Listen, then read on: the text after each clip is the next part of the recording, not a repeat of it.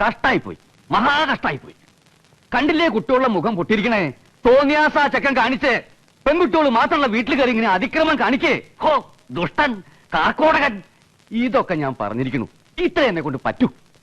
അച്ചുവേട്ടൻ അങ്ങനെ പറയുന്നത്. പിന്നെ എങ്ങനെ പറയണം? മയക്കെടുത്ത് നാട്ടുകാരെ മുഴുവൻ വിളിച്ചു കൂട്ടി പ്രതിഷേധ യോഗം നടത്തണോ? അച്യുതന്റെ അടുത്തല്ലാണ്ട് അവരാരുടെ അടുത്താ പോയി പറയാ? ഓ ഉണ്ടല്ലോ അയൽക്കാര്. വേണമെങ്കിൽ നാട്ടുകാരെ മുഴുവൻ വിളിച്ചു കൂട്ടാം, അല്ലെങ്കിൽ പോലീസിൽ കംപ്ലൈന്റ് കൊടുക്കാം. കള്ളുകൂടി അടിപിടിയായിട്ട് നടക്കുന്നവരെന്ത് പോലീസ്? വെറുതെ വാശി കൂട്ടാന്നല്ലാണ്ട്. എന്നാ പിന്നെ മിണ്ടാണ്ട് ഇറങ്ങി കൊടുക്കുക. ഉപദ്രവം ഉണ്ടാവില്ലോ. എന്നിട്ടൊരു വീട് വാടകയ്ക്ക് എടുക്കുക. ഉദ്യോഗസ്ഥ ഉണ്ടല്ലോ, ഉദ്യോഗസ്ഥ. അങ്ങനെ ഞങ്ങൾ ഇറങ്ങി കൊടുക്കില്ല. മുത്തശ്ശിക്കും കൂടി അവകാശപ്പെട്ടതാ വീട്. മുത്തശ്ശിക്ക് അവകാശമുണ്ട്. പക്ഷേ നിയമപരമായിട്ട് ഇപ്പോഴും അവന്റെ അമ്മ തന്നെയാ നിങ്ങളുടെ അച്ഛന്റെ ഭാര്യ. കോടതിയുടെ മുമ്പിൽ നിങ്ങളെ വെപ്പാട്ടിയുടെ മക്കളാ. ഇങ്ങനെ കണ്ണ് ചോരിയില്ലാണ്ട വർത്തമാനം പറയരുത് അച്യുത. ഒന്നുമില്ലെങ്കിൽ നീ അവരുടെ അമ്മാമിയല്ലേ? അമ്മാമ അങ്ങനെ ഒരു വിചാരമുണ്ടോ വിറ്റോളക്ക്? അഹങ്കാരല്ലേ അഹങ്കാരം. അങ്ങനല്ലേ വരൂ. അച്ഛന്റെ മക്കളല്ലേ. പുച്ഛായിരുന്നു പുച്ഛം. ഞാൻ പിശുക്കനാണ്, അരസികനാണ്, വലിയ കലാകാരനല്ലേ. മദ്രാശിയിൽ ഡാൻസ് പഠിക്കാൻ പോയ പെണ്ണിനെ വശീകരിച്ചെടുത്തതാ സംഗീതം പാട്ടെന്നൊക്കെ പറഞ്ഞ്. ഒന്നേ ഉണ്ടായിരുന്നുള്ളൂ പെങ്ങളായിട്ട്. അറിയോ സുകുമാരന്? അതൊക്കെ പഴയ കഥകളല്ലേ, അവര് മരിച്ചും പോയി. പഴയ കഥയ്ക്ക് പുതിയ പതിപ്പ് ഇറങ്ങിയിട്ടുണ്ടല്ലോ. കണ്ടില്ലേ ഒരുത്തി കോളേജിൽ നിന്ന് ഒരുത്തന്റെ കൂടെ പ്രേമിച്ചോടിപ്പോയി. അമ്മയുടെ പാരമ്പര്യം. അതിന്റെ പേരിൽ നാണക്കേടിന്റെ പങ്ക് അച്ചുവന്നായിരുന്നു. മതി വിസ്തരിച്ചത്. നാണക്കേടൊക്കെ ഞങ്ങൾ സഹിച്ചോളാം. ആരും സഹായം ചോദിച്ചാൽ നിങ്ങൾ വരണില്ല. ആ പേരിൽ കാശ് ചെലവാന്ന് പേടിക്കേണ്ട അച്ചുവന്നായര്. വരണ്ട വരണ്ടെന്ന് 1000 പ്രാവശ്യം പറഞ്ഞല്ലേ മുത്തശ്ശിയോട്. ഇപ്പൊ തൃപ്തിയായില്ലേ? ഇറങ്ങിട്ടോ അങ്ങട്.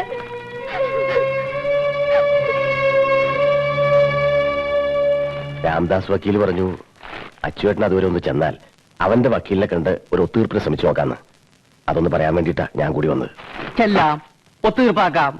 എല്ലാം കഴിഞ്ഞ് അയാളുടെ ആളെ ഇങ്ങട് വിടും. വീടും പറമ്പും വിറ്റ് വക്കീൽ ഫീസ് ഇയാൾ കൊടുക്കൂ. രാമദാസ് വക്കീൽ തന്നെ വേണല്ലോ.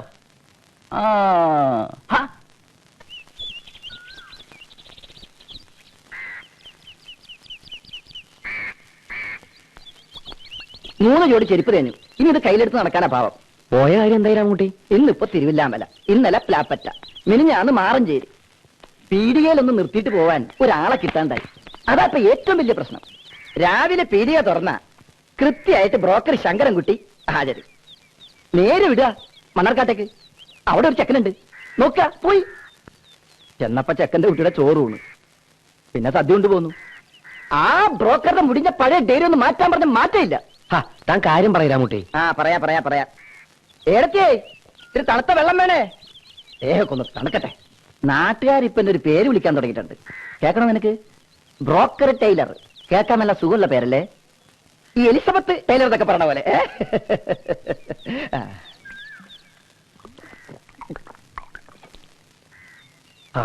ആശ്വാസമായി. ഇനി കടുപ്പത്തിൽ ഒരു ചായ. ആനയെ തിന്നാനുള്ള വിശപ്പുണ്ട്. തൽക്കാലം നമുക്കൊരു കോഴിയിൽ ഒതുക്കാം അല്ലേ?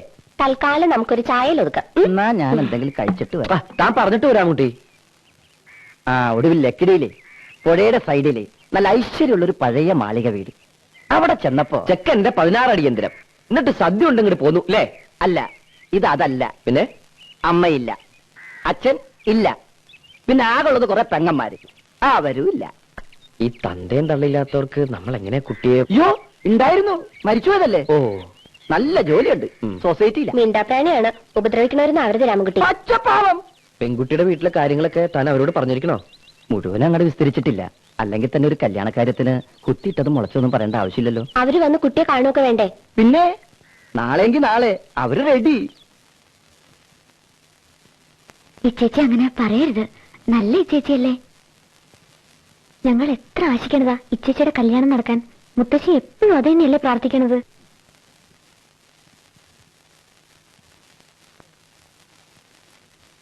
ഇത് നല്ല ആലോചനയാ. ഇച്ചേച്ചിക്ക് ആളെ ഇഷ്ടാവും. ഞാനൊന്ന് പറഞ്ഞു നോക്കട്ടെ.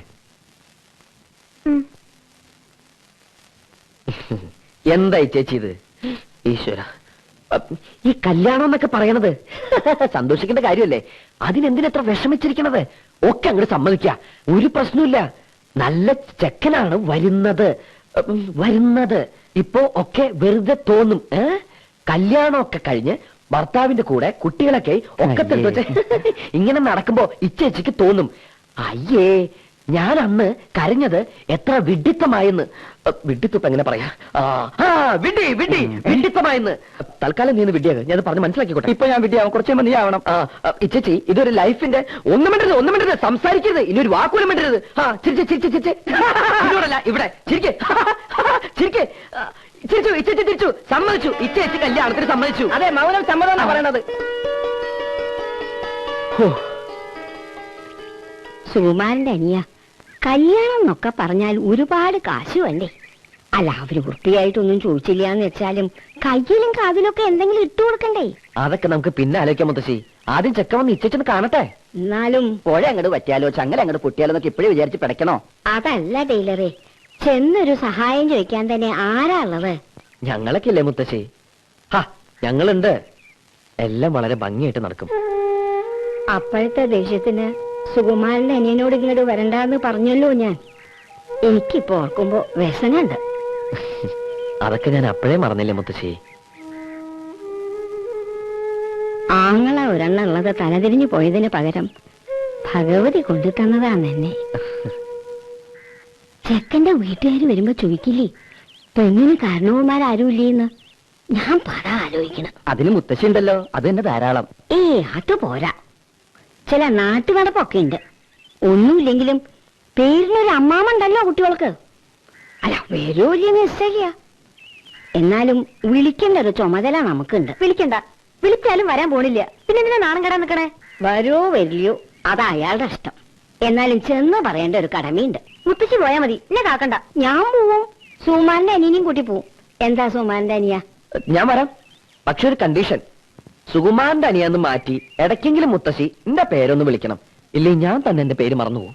ആരും സഹായം ചോദിച്ച ഇനി ഈ പടി കയറുന്നില്ല, അതിന്റെ പേരിൽ കാശ് ചെലവാവുന്ന് പേടിക്കണ്ട അച്ചുവന്നാര് എന്ന് പറഞ്ഞ് അട്ടകസിച്ച് പോയല്ലോ ഉദ്യോഗസ്ഥ.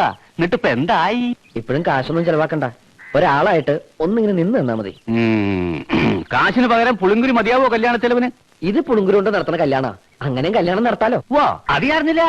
ഇയാളുടെ വേഷം എന്താണാവോ ഈ കല്യാണ സൗഗന്ധികത്തില്?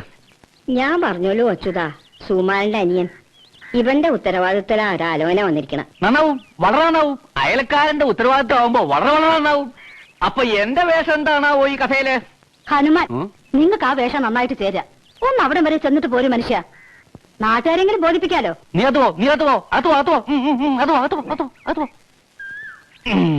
നാട്ടുകാരെ ബോധിപ്പിക്കണമെന്ന് എന്റെ ഭാര്യയ്ക്ക് അത്ര നിർബന്ധമാണെങ്കിൽ ഞാൻ വരാം.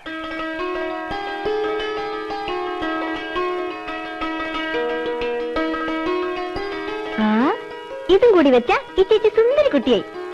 കുട്ടികളെ, അമ്മാമ വന്നിരിക്കണോ? ഓ, വന്നു ശകുനി.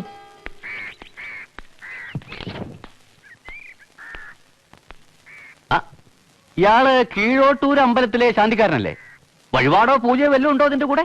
ഉണ്ണിയന്റെ സുഹൃത്താ. ഓ, അപ്പൊ അയൽവാസിക്ക് മാത്രല്ല കൂട്ടുകാരന് ക്ഷണുണ്ടല്ലേ? ഞാൻ അറിഞ്ഞില്ല. ഇങ്ങോട്ട് ഇരിക്കേ. ഓ, ഇരുന്നോളാം. ആരതി, അമ്മാമയ്ക്ക് കാപ്പി കൊണ്ടുവരോ? കാപ്പി വേണ്ട. ഇന്ന് നമ്മുടെ അധികാരി കൃഷ്ണനാരുടെ മോളുടെ പുടമുറിയാ പോണം. കൃഷ്ണനാരി ഞാനുമായിട്ട് അത്രയ്ക്ക് അടുപ്പാ. അതിന്റെ ഇടയിലപ്പ ഇത്. എന്താ അവരെ കാണാത്ത? 10:30 വരാന്നാ പറഞ്ഞിരുന്നത്. അവിടെയുള്ളൂ. കാപ്പി വേണ്ടാന്നാ പറഞ്ഞേ. അവരോടെ ഇങ്ങോട്ട് വാ. വരണില്ലേ? എന്തേ? ഇറങ്ങാൻ നിന്നതാ. അപ്പഴാ ചെക്കൻ്റെ ഒരു അമ്മാമ വന്നത്. ഈ അമ്മാമാരെല്ലാവർക്കും പ്രശ്നമാണല്ലോ. എന്താ കാര്യം പറഞ്ഞു. തുണിക്കടയിൽ വെച്ച് അനിയത്തിയെ കണ്ടിട്ടുണ്ടത്രേ. അത് വേണമെങ്കിൽ ആലോചിക്കാന്ന്. അത് അവരാലോചിക്കണ്ട. അവര് വരുന്നില്ല അല്ലേ? ചെറിയമ്പ്രാൻ മരത്തിൽ കണ്ടത് ചെറുമൻ മാനത്ത് കണ്ടു എന്നൊരു ചൊല്ലുണ്ട്. ഞാൻ അത് നേരത്തെ ഊഹിച്ചു. 11 മണിക്കാണ് കൃഷ്ണനാരോടെ മുഹൂർത്തേ. ഇപ്പൊ അങ്ങോട്ട് ഇറങ്ങിയ മുഹൂർത്തത്തിന് പങ്കെടുത്താം. അപ്പൊ എനിക്കാണ് പോവാലോ അല്ലേ?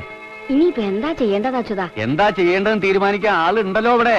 പോരാത്തേന് അയൽവാസിയും ചങ്ങാതിയും ടൈലറും. ആവശ്യമുണ്ടെങ്കിൽ അറിയിച്ചാൽ ഇനി ഇതുപോലെ വന്നു പോവാം.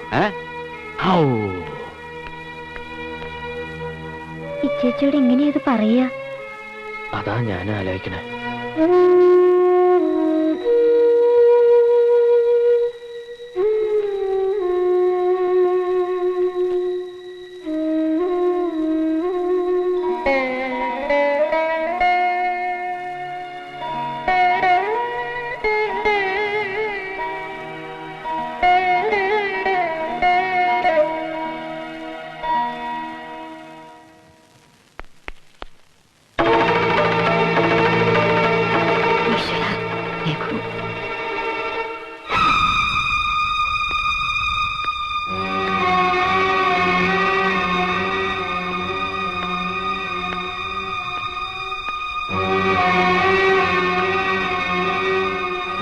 കുട്ടിക്കൊരു ആലോചന, അതുമായിട്ട് വന്നതാ അവര്.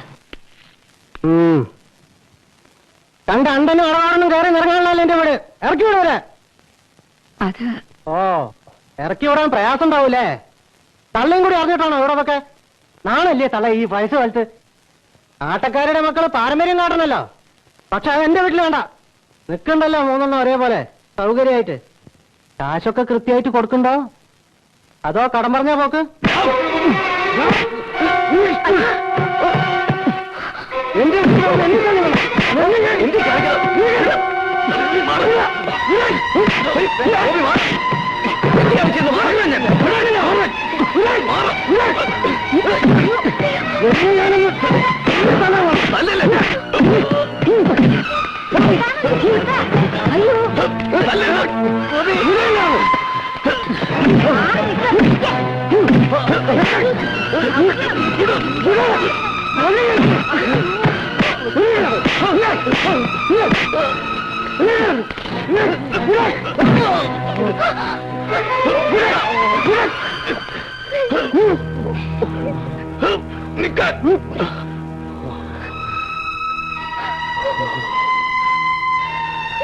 അധികം മറച്ചിലെടുത്താ എല്ലാത്തിനും ആത്തിട്ട് ഈ പേർക്ക് തീ വയ്ക്കും ഞാൻ.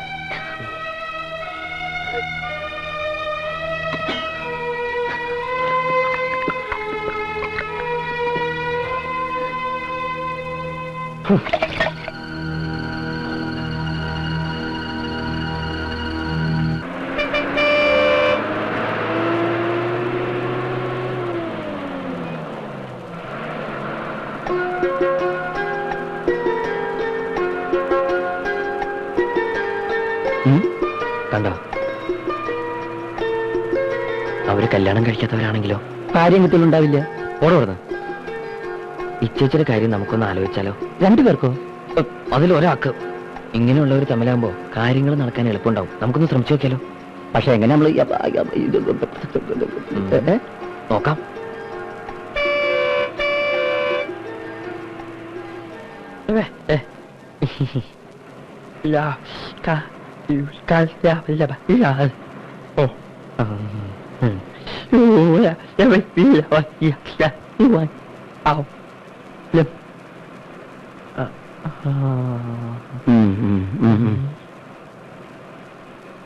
വീട് എവിടെയാന്ന് പറഞ്ഞത്? വീടില്ലാന്നാ തോന്നണത്. അപ്പൊ അഡ്രസ്സെങ്കിലും കാണുമല്ലോ. അഡ്രസ് ഇപ്പൊ എങ്ങനെ ചോദിക്കാം? ഒരാടിനെ കിട്ടിയ പറയായിരുന്നു. ആടിനെ കിട്ടിയിരുന്നെങ്കിൽ ആടും ഡ്രസ്സും കൂട്ടി ഒഴിപ്പിച്ചാൽ അഡ്രസ്. ആ, പക്ഷെ ഇപ്പൊ ആടിനെ അവിടെ പോവാ. വഴിയുണ്ട്, വാ. ആ,